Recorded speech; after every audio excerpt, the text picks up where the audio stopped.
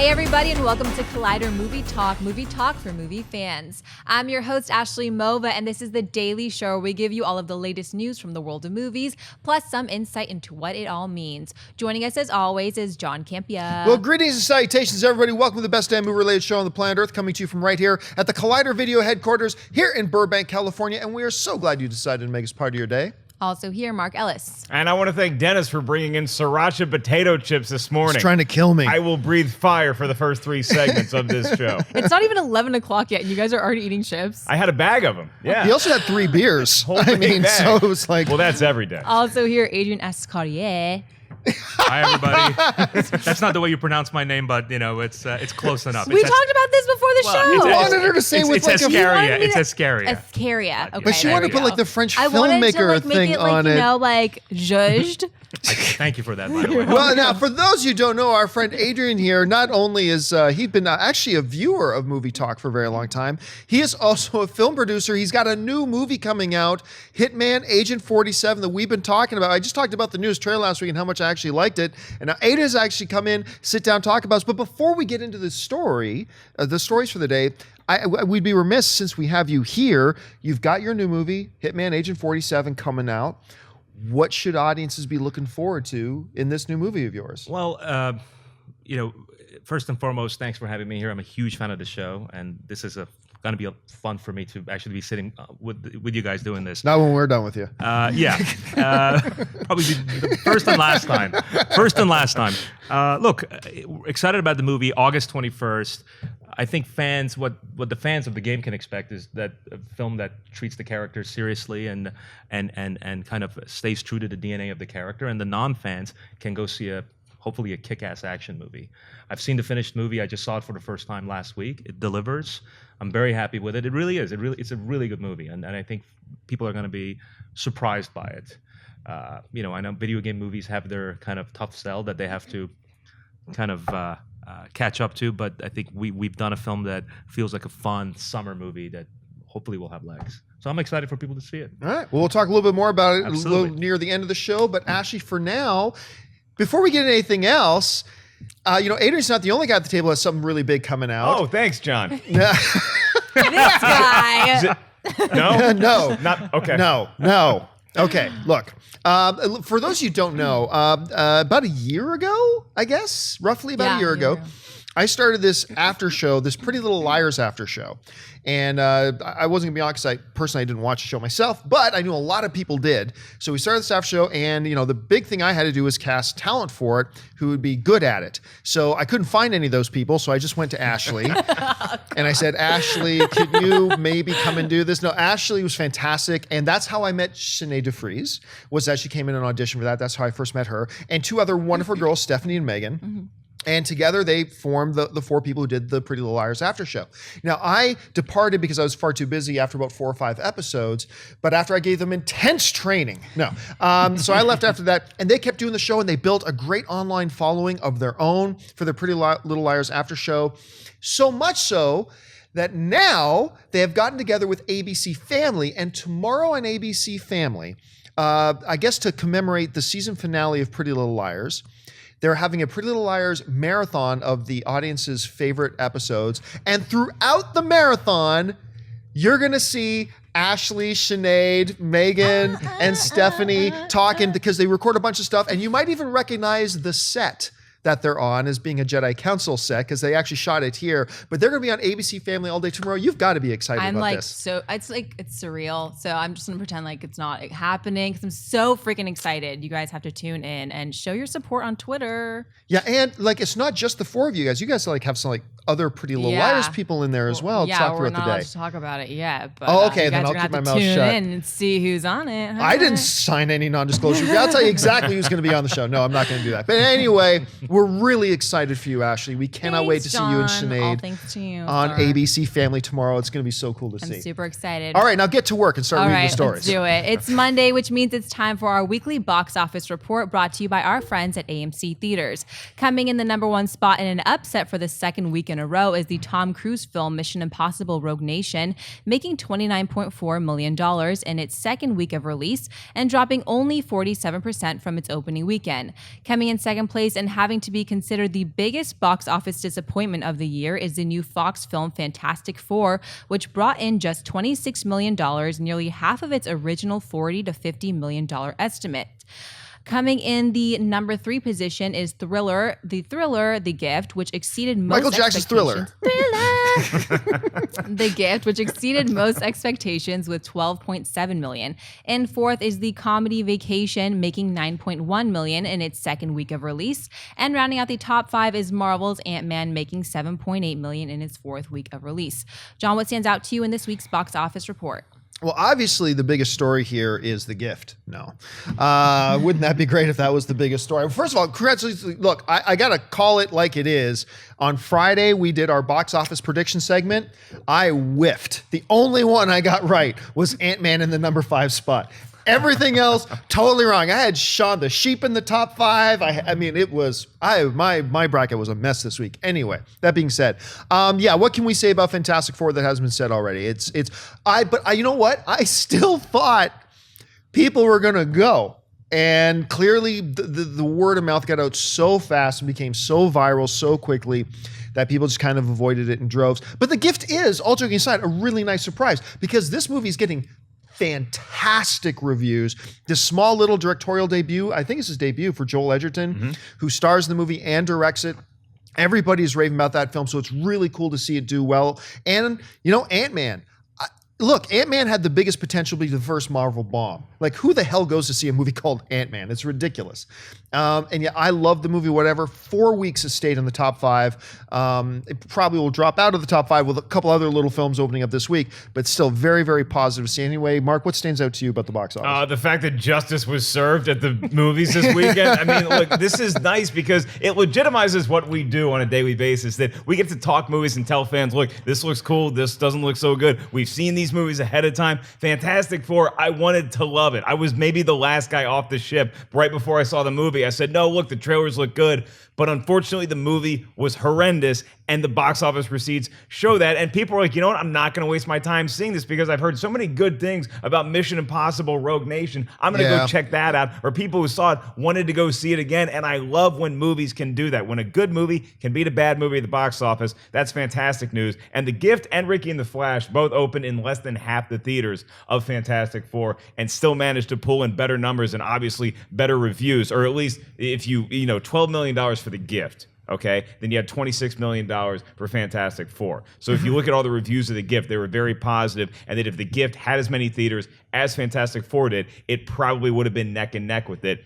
That's an amazing feat to me. And Ant-Man is not as known of a property as Fantastic Four. So going into it, so you're like, well, Ant-Man could have had the same trouble Fantastic Four did, but again, the movie was great, the reviews were great, and that's why people want to keep showing up to the theater to see this. So this is great news for me. I'm glad you mentioned, because I can't believe I'm forgetting to mention Mission Impossible. Only takes a 47% drop from week 1 to week 2. And really, it is a great tribute to how fun that movie is. It's a true great summer fun movie, yet smart, well performed, the whole bit. So yeah, kudos to them. Anyway, Adrian, you saw the box office reports. Now, until Hitman is at the number 1 spot, your thoughts about this week's? From your mouth. I was just thinking that the first time I come on this show just happens to be the weekend after Fantastic Four has opened, and I have a movie coming out from Fox. Thanks, guys.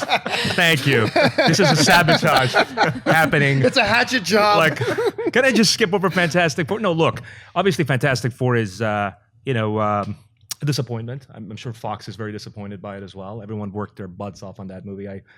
Same people who are working on our movie are working on that movie. So I know people are disappointed, but we'll see what happens in the next few days. What stands out for me is The Gift. Right. Not only because of the thriller that I hadn't even really heard anything about, but at the same time, it's a film from SDX, and it's their kind of the first project. And I think that's going to put that company on the map in a big way. Ant-Man, I'll tell you, Marvel is now the biggest brand in movies. I never thought Ant-Man would do these numbers, even after I saw it. It's a good movie. I wasn't in love with it. I didn't hate it. It's a good, entertaining movie.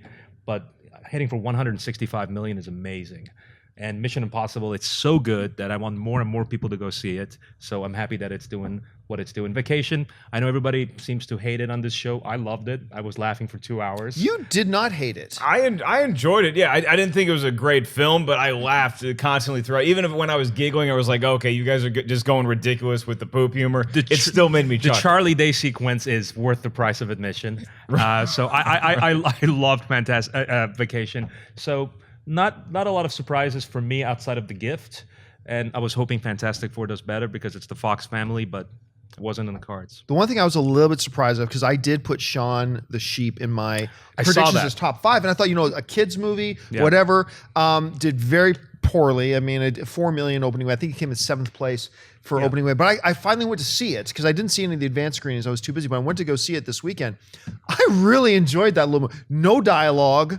Like, no dialogue in the movie, and yet Which isn't the best selling point. No, not the great best selling point. You think, well, this is going to be odd, but I'm telling you, man, I was entertained for 90 minutes. I sat down, I watched it. I thought it was really cute, really adorable, and I thought it was going to do better. It did not, but let's see if it's got any legs, if any positive word of mouth. With Minions and Inside Out in the market, it's just so difficult. It is difficult. It's a difficult time. All right, what's next? According to the website Den of Geek, a secret screening of the upcoming Batman vs. Superman took place at Warner Brothers for the WB executives, as well as some crew of the film. According to the report, the screening earned a standing ovation from the group, leading WB execs to proclaim Ben Affleck as the definitive Batman. The report also claims that the overwhelmingly positive reception also pulled the trigger on an alleged 3-picture Batman deal for Ben Affleck to both star in and direct.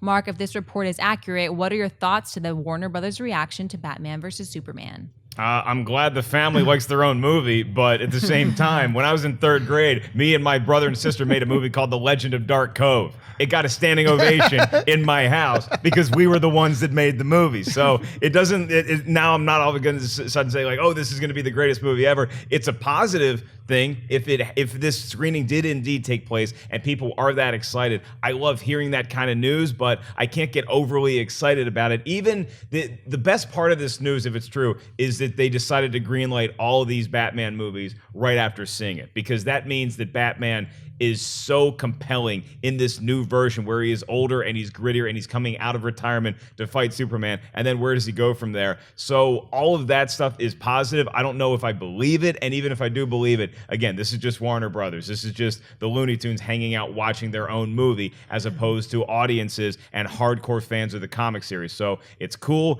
I'm not going to get too excited though. Yeah, I mean, the whole notion that Warner Brothers is giving a Warner Brothers movie a standing ovation. I mean, that's like, I have a book coming out later this year, but for those who didn't know. And it's like me saying, hey, John Campea said his book is like Harry Potter had sex with the Hunger Games and had like an Uber child book, and it's the greatest thing ever. It really wouldn't carry much weight at all, nor should it. Now, I don't want to get too carried away about this for a couple of reasons. Number one, let's remember that about 4 or 5 months before Man of Steel came out, we covered the exact same story. Warner Brothers had a screening of Man of Steel, standing ovation. Everybody says this is going to revolutionize filmmaking. Yay! And now, while I think Man of Steel is a brilliant freaking film, it didn't hit home with everybody. A lot of people didn't like it, despite the fact that Warner Brothers was cheering on their own movie. The other reason I'm not going to get too carried away with this is because I spoke to somebody who's a contact of mine at Warner Brothers, and they deny that this screening happened. Now, they just may not have known about it. They may not have been invited to it. Warner Brothers is a big company, so that doesn't necessarily mean. But let's go on the assumption that it is true. If it is true, okay, well, it's better than hearing Warner Brothers saw the screening, felt really concerned, scheduled 4 months of new reshoots. I mean, you don't want to hear that either. So this is a positive thing. And as far as I'm saying, Ben is the definitive Batman. I mean, I've been on the Ben Affleck bandwagon since the day they announced him. I remember me and Schnepp made a video the day they announced it, and I'm pretty sure Schnepp and I were the only 2 people on the interwebs that were saying this is a brilliant, good casting, because everybody else was saying the sky was falling. So I hope this is true, and he does end up being the definitive Batman. We will have to wait and see. Anyway, Adrian, you heard this news. What do you make of it? Well, I want to preface by saying that we had a screening for Hitman Agent 47 last Tuesday, and I was one of the 3 people in it, and we all stood up at the end and give it a standing ovation. You heard it here, Hitman Agent 47. Why didn't you cover that? They got a standing ovation from 3 people. That's going to be the only 3 people in the screening. Look, there's some stuff about Batman, Superman I want to get off my chest. the trailer at Comic-Con is the greatest trailer I've seen in the last 10, 15 years. Yes, sir. By far. Ben Affleck is going to be the Batman for generations to come. I love Man of Steel.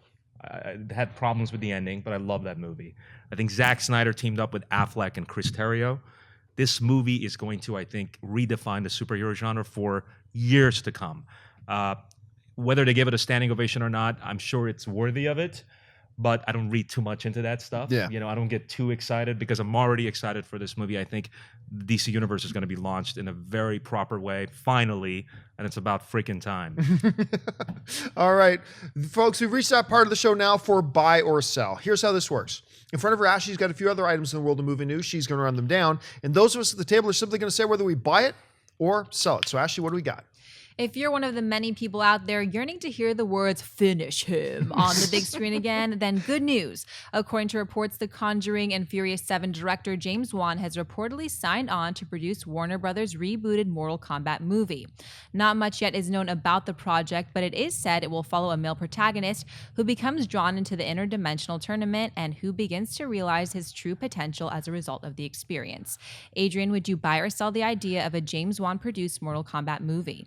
I would definitely buy it. I have a lot vested in video game movies doing well and becoming the next comic book wave with Hitman and other stuff. And James Wan is such a solid filmmaker, and I think Mortal Kombat just tonally and thematically fits into his wheelhouse. I would say even better than Aquaman. Not to say that he can't do Aquaman justice, but Mortal Kombat is just the right fit for him. So yeah, I'm big buy for me. Yeah, actually, can you say finish him again? Finish him. That's a ringtone right there. All right, now I am also going to buy this. You're right, this fits into his wheelhouse. I would have liked to have heard that he's directing it. That would have been pretty cool, but to have him on board as a producer, because you're right, this sounds like the right fit thematically. Look, all video game movies up to this point have sucked. We're hoping we're heading into a new era with a lot of new video game movies coming out. But that first Mortal Kombat movie, man, it's awful. I mean, it's 7 degrees of awful. Oh, I don't agree with that at all. But it holds such a special place in my heart. I love watching that movie. I've watched that movie about 40 times. I will watch it about 140 more times between now and the day I die. I love that movie so much, but it's terrible. It was good but for I the love time. it. It was good for the time. What about you? I think it's great for all times, Adrian. And I think that Hitman 47 has a huge task ahead of it. And could it be the greatest video game movie of all time, unseating Mortal Kombat in that throne? I have a neighbor that isn't a fan of this Mortal Kombat reboot. So you know what I did? I froze him, then I ripped his spine out. I'm so excited about this movie.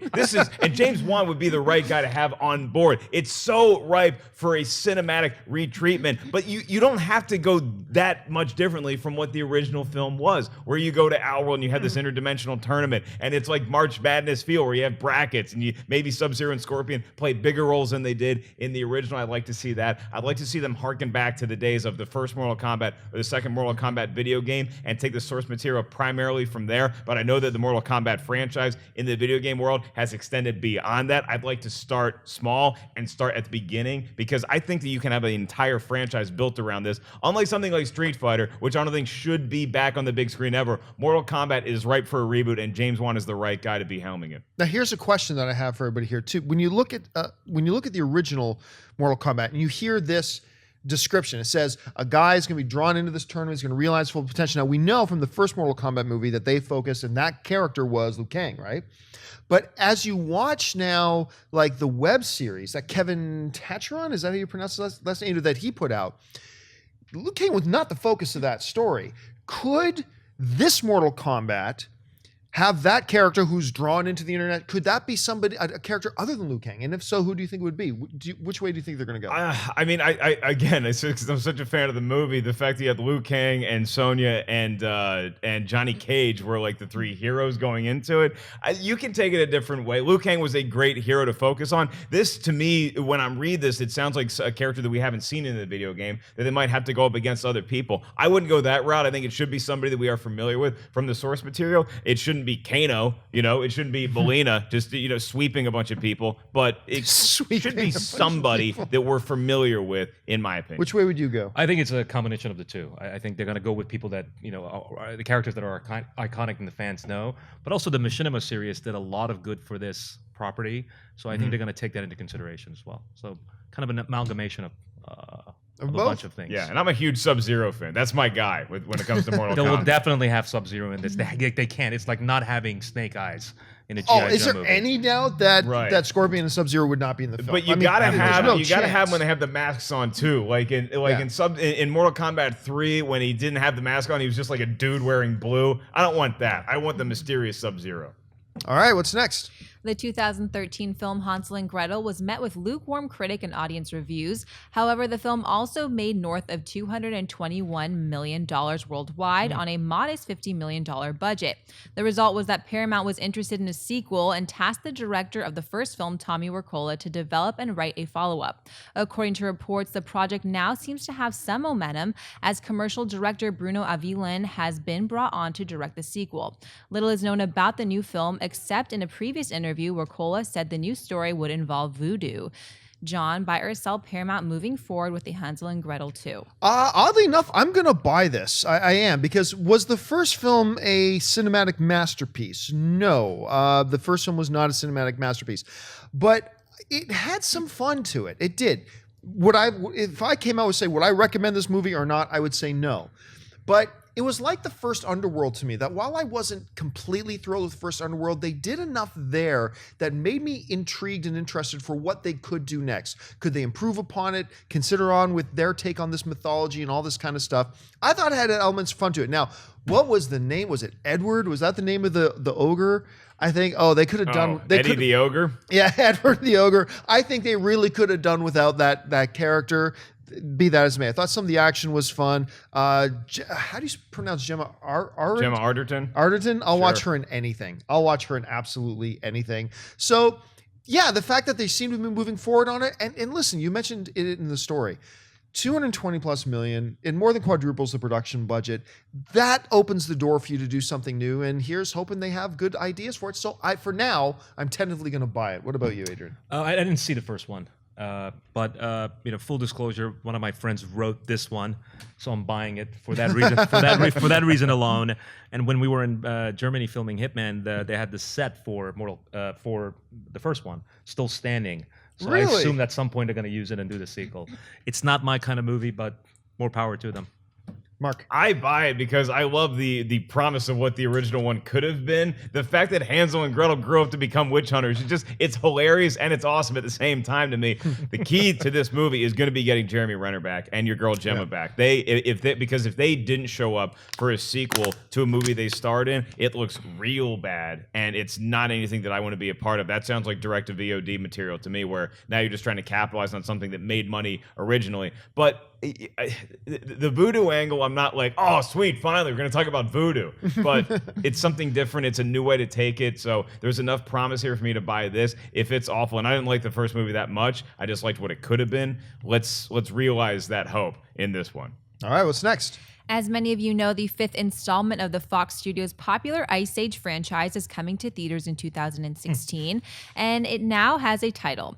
According to reports, the new film will be called Ice Age Collision Course. The film was slated to release in theaters on July 15, 2016, but Sony has recently moved their upcoming Ghostbusters film to that date, and Fox has decided to move Ice Age back a week to July 22nd against the Guy Ritchie-directed King Arthur movie instead.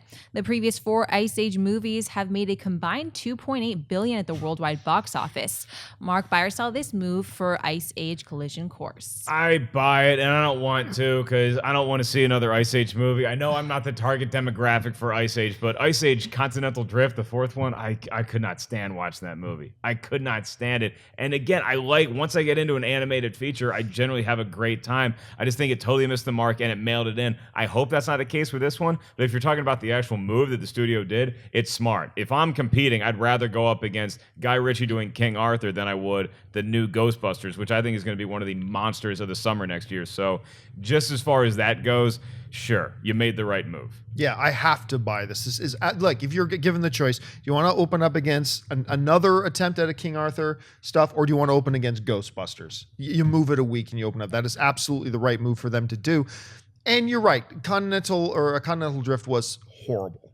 I liked the first Ice Age. I thought the first Ice Age was really cute and was endearing, and I liked it. I thought it was a good film.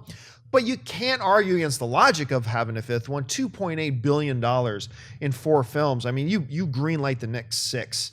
I mean, if you can. So, I mean, here's just hoping they actually put a little bit of effort into it and make it more watchable, like the first one was, as opposed to the 4th one. But overall, I got to buy the story. Adrian? I buy it too. It's an evergreen franchise for Fox, and it would be silly to not continue it. And as you said, Mark, it's not really for us, but it has its audience. So I think it's a smart move. The release date shift, absolutely. Ghostbusters is going to be huge. I'm actually looking forward to King Arthur, but they're completely different audiences. So I think that's going to work. How long does this Ice Age last? Can I ask that? Like, it's 5 movies now? The real Ice Age didn't last this long. As big of a Sub-Zero fan as I am, let's melt some of this crap. Now, what eventually. if they brought, I was going to ask, what if they brought Sub-Zero into Ice Age? If you put Sub-Zero in here and he fights Scorpion and it takes like half an hour out of the climax of Ice Age 5, then yes, I'm totally on board. It'd put up against Ghostbusters. All right, what's next? Well, speaking of the upcoming Ghostbusters film, according to reports, actor Bill Murray is currently in Boston to shoot a spot for the upcoming film. For years, Murray has denied he would have any involvement in a future Ghostbusters film, but that no longer appears to be the case. Adrian, buy or sell Bill Murray appearing in the new Ghostbusters film? Huge buy, obviously, but I'm very confused about this whole franchise. I have no idea how many Ghostbuster movies are in the works, which one is coming out first, Depends who you ask. which one has women in it, which one has men. I think the one that Paul Feig is doing with Melissa McCartney yeah. and Kristen Wiig is going to be a monster. I mean, I can't wait for that. The idea that Bill is in it, I think it's going to be smart because that kind of connects the first franchise with this one. But I just hope they take their time and they do it one at a time rather than all these conflicting Ghostbuster reports. But going back to, I buy, come on, Bill Murray, Ghostbusters, Venkman is back. I'm in. I'm going to sell this. Oh my God. Yeah, I'm going to sell this. So look, Wow. if the story was Bill Murray is returning to Ghostbusters as Dr. Peter Venkman, and he's going to have a role in the film, that's cool. That's great. I'd be all for it. But look, they're pretty much done shooting this movie. He's showing up to shoot a little cameo. There's nothing out there to suggest he's actually playing Peter Venkman. He's going to be a store clerk saying, well, I wouldn't believe that ghosts exist. So he's going to be some stupid little cameo that's just actually going to pull you out of the movie. So I would have loved if Ghost was moving ahead with Bill Murray. But this isn't that story. This is Bill Murray's going to pop up as a bellhop or some kind of cameo, whatever, that is going to pull you out of the movie. Have they said that? Is that what? No. But they said nobody's saying he's Peter Venkman. So this is not has to be Peter Venkman. This isn't a continuation. I don't think this isn't a continuation. That would be this is very a new odd. Ghostbusters, and it's just going to be a So quick it's like cameo. a Stan Lee cameo? Is that what this is? Basically, yeah. My understanding is that's going to be a Stan Lee. If it is Peter Venkman, they're not saying it, but I think it's just a quick cameo he's doing, and I don't think he's going to be Venkman. And so on that, now, if it turns out it is a quick cameo as Venkman and has something to do with the story, I'll probably change my tune. But just as a random quick cameo, like a Stan Lee quick cameo, which is what I think this is going to be, then no, I think it's actually going to be distracting for the film, personally. So I'm going to sell it. If I see Bill Murray in a Ghostbusters movie in general, that's a huge buy for me. I mean, I just want more Bill Murray in every movie. I want him in a Fantastic Four movie, okay? I love Bill Murray. He's the best comedic actor of all time. Having said that, I was excited initially to think, oh yeah, he's got to be playing Peter Venkman, right? And then I started thinking about it. I'm like, well, they do want to separate themselves from the original Ghostbusters, not because the Ghostbusters wasn't great, but because they want their own story. And it is hard to build on something that happened. Like now that we know ghosts exist and they have for all these many years, I don't like that storyline as much. So I think the smart play is to have Bill Murray in this, not playing Peter Venkman. And I don't think it's going to take you out of the movie. I think it's going to be fun to watch. And Bill Murray's always great, regardless of what he does. So if he pops up in a cameo, it's not going to be it might be as a bellhop or a store clerk, but it's going to be really funny. I think it's going to take you out of the movie. It's going to be nice to treat both Bill Murray and I hear Dan Aykroyd also has some sort of cameo in here as well. So it's going to be nice to see those guys again. Paul Feig knows what he's doing in the realm of comedy and action. This is going to be a great combination of both of them. I think he's going to handle Bill Murray's role correctly. I hope you are right. All right, folks, we've reached that part of the show now for mailbag. Listen, if you've got a topic or a question you'd like us to address on the show, you can email us anytime at collidervideo@gmail.com. Every day we try to take one or two of your questions. So, Ashley, what is in the mailbag today? Liam Martin writes, "Hello, Collider crew. I watch every day and think you do a great job. I have a question regarding Star Wars Episode 7, The Force Awakens. I know that when The Phantom Menace came out in 1999, people waited around for 6 weeks in line before the movie came out to get tickets and a seat in the theater. My question is, how long before The Force Awakens opens do you think people will have to get in line to get a seat in the theater? I know the lines probably won't be quite as long because we are able to buy tickets online months before the film comes out, but buying a ticket still does not guarantee a decent seat in the theater.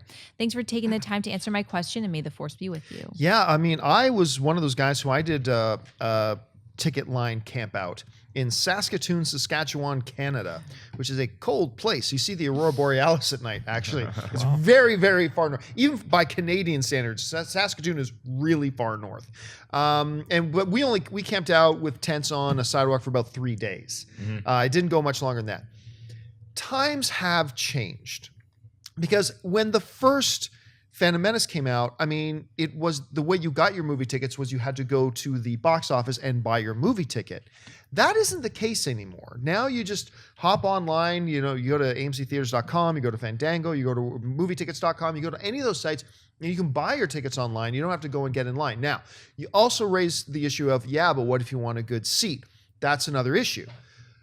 Movie theaters that don't live in the Stone Ages now have pre-assigned seating, which is what every single freaking movie theater should have. And there's no reason why in today's age, with the most basic of technology, you can't automatically convert to pre-assigned seating. It's stupid. That is one of the big things on the film exhibition industry right now that is just mind-blowing. But the industry is coming around. More and more theaters now have pre-assigned seating. So you can buy your ticket, pick your seats, just like you would if you went to a concert or to a sporting event or just took a freaking flight. You pick your seats in advance. I think that is becoming more the norm. But you're right, we're not there yet. So a lot of people are going to buy their ticket online, and then if it's not in a pre-assigned seating theater, they are going to have to go. Is it going to be 6 weeks? No. You're going to see news stories here and there about the odd hardcore fan who's going to go 4 weeks in advance, but they know it's not just to get the front of the line. They know it's just to say, I did it for 4 weeks, because you're not going to need to get there 4 weeks in advance to get a good seat. But you are going to see days. You're going to see big lineups for days, not weeks, but you are going to see it for days. And I hope I'm going to be in one place or another where I can take advantage of that and just be part of that to kind of relive the experience. But I don't know, Adrian, did you ever get it, like do an overnight in line for anything? And how do you think it's going to play out with this brand new Star Wars? First things first, how do you feel about lack of assigned seating in theaters? I think it's a bad thing. I have actually. I did it for Phantom Menace. Unfortunately for Phantom Menace, I wasted it on Phantom Menace. Look, I agree with you. I think times have changed. People can readily get access to tickets, and especially with assigned seating, there's no really need for lining up. But Star Wars is all about the fan experience. And I think fans want to line up, and that's part and parcel with what Star Wars is. And they want to line up, they want to enjoy it together. I've always said, I'm not going to go to a premiere if I get invited. I'm not assuming I will get invited. If I get invited, I won't go. I won't go to any press screenings. I want to see Star Wars with the fans. So, you'll see on major theaters like TLC, Chinese, you're going to see big lines. But I think generally people are just going, what you hear is that record sellouts and maybe internet crashes for the day that the tickets go on sale. But in terms of lines across the country, I don't think so. Some key theaters. Mark? That means I really got to learn how to pronounce your last name when I check in as you at the premiere that I got invited to, because I will go see it every opportunity I get. All the press screenings, the premieres, and yes, Really? I camped out for 3 days to go see Phantom Menace, and I still value that experience. It was so much fun hanging out with my friends and all these other Star Wars fans and getting to see it that first. Even though we had blinders on after watching the movie, it was such a great experience for me. And not every airline lets you pick your seats ahead of time. And if your movie theater runs itself like Southwest Airlines, it's going to get a little competitive when The Force Awakens comes out. So I think you should camp out maybe a day or 2 days early if you have the time to spare. usually today it's going to be interesting though, because like it's going to feel like Ticketmaster and a huge music act is coming to town where you log on and you got to get those seats ahead of time, because you're right, you don't want to be scrunched all the way up in the front of the theater watching The Force Awakens. I would recommend sitting closer to the back and in the middle, but have fun with it. Log on 2 weeks in advance and see if you can get tickets yet. So just make sure that you have a mental reminder to do it at the beginning of December, and when December 18th rolls around, you're going to be thankful you did. I had kind of the same experience that you're talking about for Star Wars. When Man of Steel came out, I dedicated myself that I wasn't going to go to any press screenings. I wasn't going to go. I wanted to see the first screening with an audience of fans. So I waited till opening day. Me and my wife, we got our Superman capes. We went down to the AMC Burbank 16 and we watched it there, and I just loved it, had a great time. I would like to say I'm going to do the same for the new Star Wars, but I'd be lying to myself. Wait, I've already seen more of the movie than I'm supposed to. So, I mean, I just won't be able to resist. What does that mean? I just won't be able to resist. Is that a scoop? Somebody once asked me. You give it a standing ovation. Move on. Somebody asked me if, hey, John, if you had a chance to go see a half-done, no visual effects, anything at J.J. Abrams' house, would you want to wait for the full experiences? And I said the same thing. I would want to tell you that I have the testicular fortitude that I could hold out and wait to see the full thing, but I wouldn't be able to. I would fold so fast. I would fold so fast because Star Wars is pretty much my life. So, I mean, the first official invite I get to anything, I'm there. I just have to be. And I'll be there opening night too. You should also check in under my name. I will also check in under your name. All right, what's next? Sharon Ritchie writes, "Hey guys, love the show. My question is, why do you guys get excited about how much a movie makes? I notice how you guys say things like, I'm glad so-and-so movie made that much. Why? It's almost like you're happy that the Fat Cat movie studios made $1 billion more, almost like you're rooting for the rich to get richer. The movie made X amount of money, but so what? You don't get anything out of it, so why care?" This actually is reflective of a lot of questions we get. It's like, I'm often get asked questions. You guys put a lot of emphasis on box office. It's not our primary emphasis. Our primary emphasis is a movie good or bad, but then probably secondary is box office. And people say, why? It's not that important. If you stop and think about it, it's very important, because it's not the dollar amounts in and of themselves. It's about, what does the dollar amount tell us? What do those box office results mean? And it doesn't just mean fat cats in the Hollywood studios getting big checks. That's not what we're talking about. We've often said on the show that the bat phone, if you will, between Batman and Commissioner Gordon, or in this case, between movie fans and studios, the one line of communication is our box office dollars. That's how movie studios listen to us. That's how they hear us. That's how we tell them what we like, what we didn't like, what got our attention, what didn't get our attention, what kind of movies are we interested in, what kind of movies are we not interested in. They hear us through the box office. So when a movie like The Gift comes out, we talked about it a little bit earlier with our box office breakdown. We get excited that it made $12 million, that it got that high on the box office, because it's a quality movie. We're excited to see, look at this, a low budget, well-told story movie by a brand new company was able to get enough attention from people that they wanted to go out and spend their dollars. This is us now communicating to the studios, hey, go ahead and greenlight more films like this, because we will spend our money to go and see it. That is vital. That is key. That is important. And look, as bad as Transformers 4 might have been, the box office results were a huge megaphone yelling at the studios, we, as the movie-going audience, want Transformers movies.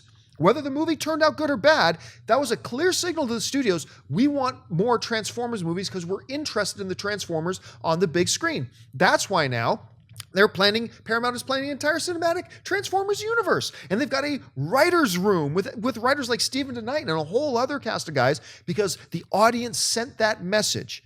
So don't just look at the box office. We don't look at the box office as, oh, look who gets to roll around in money. That's not the issue. The issue is the more subtle. What are the 7 or 8 messages that get communicated from film audiences to studios? And also, what is the message to us as film pundits, saying it's like, wow, we didn't think, or I thought the movie-going audience was really into claymation. They would want to see an ardent film, and they would want to see that. Well, the message that I got now is like, you know what? they aren't all that interested in it. They aren't jumping up and down to run out and see it. So, I mean, there's a lot of subtle, more nuanced messages that get sent through box office results than just what made money. Anyway, Adrian, as a producer, I mean, I'm sure, the meaning of the box office holds a whole other level of meaning for you as well. But how would you respond to a question like this? Well, I mean, I think we really covered it very comprehensively. It is first and foremost, the audience votes with their pocketbook. And, The Gift is a perfect example. And I think John hit that nail on the head.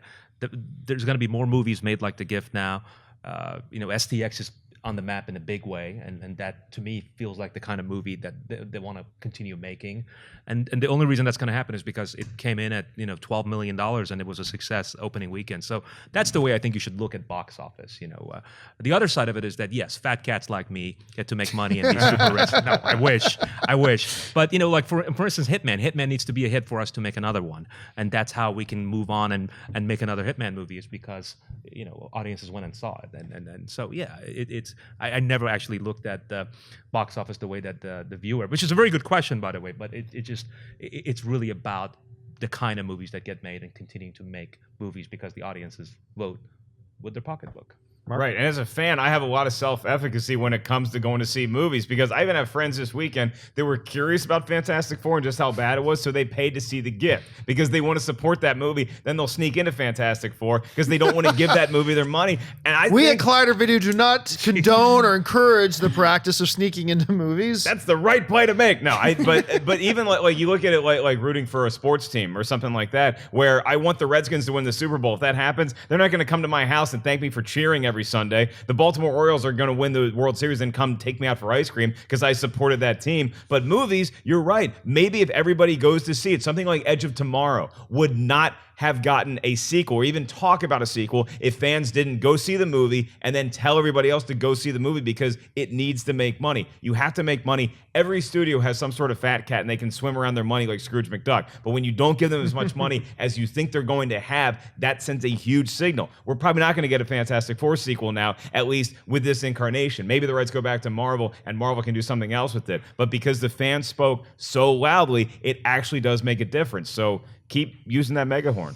Megahorn? Megahorn? What's a megahorn? Megaphone. Did I say megahorn? I said megahorn. I probably said it That's too. a weapon that's going to be in the new Mortal Kombat film coming out.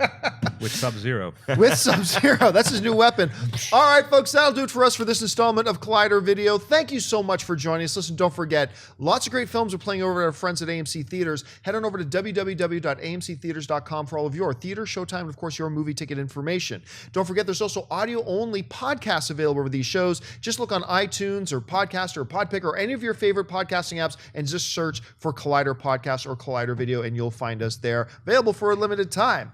Also, subscribe to this YouTube channel. Click on the subscribe button. That's how you communicate to us that you like what we're doing. Keep up to date on everything going on over here at Collider Video with all our various shows.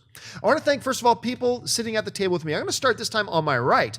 Mr. Mark Ellis. Mark, where can people find you online? Twitter and Instagram at 5150Ellis. And you don't have to get in line for Star Wars, but you do. If you want to see me do stand-up this fall, the tour kicks off in September at the Kansas City Improv. You can get tickets at markellislive.com. Of course, sitting over here on my left, our special guest today, Mr. Adrian Askarieh, also pronounced Askarieh. Adrian, first of all, where can people find you online? I'm just at Twitter at Adrian Askarieh.